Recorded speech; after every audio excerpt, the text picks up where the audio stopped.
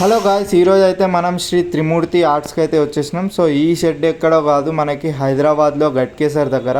So ఒకసారి ఏమేమి models ఉన్నాయి మొత్తం అయితే చూసేసుకుందాం. సో ఈసారి అయితే దుర్గామాతను అయితే నెక్స్ట్ లెవెల్ రెడీ చేశారు.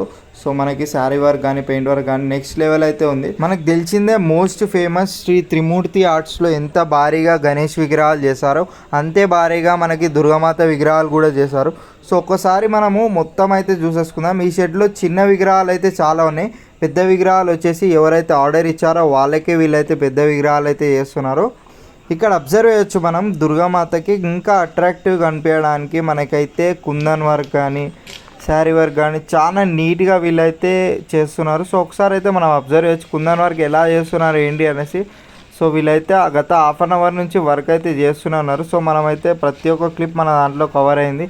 సో వీడియో అయితే ఖచ్చితంగా లాస్ట్ వరకు చూస్తే మీకే అర్థమవుతుంది ఏమేమి వర్క్ జరుగుతుంది ఏంటి అనేసి.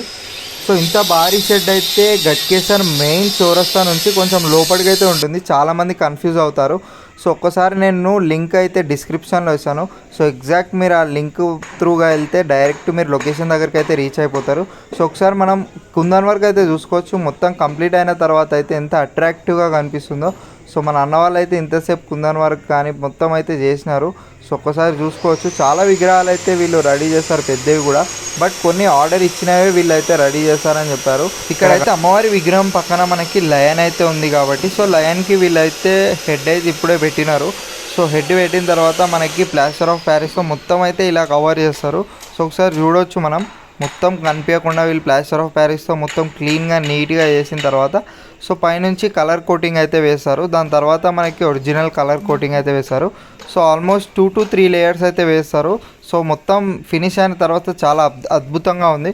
సో మొత్తం ఫినిష్ అయిన తర్వాత కూడా ఒక విగ్రహం అయితే ఆల్రెడీ రెడీ చేసి పెట్టినారు. సో ఆ వీడియో కూడా మనం తీసినాం. సో మనం స్టార్టింగ్లోనే మనం చూసుకోవచ్చు మొత్తం ఆ వీడియో అయితే.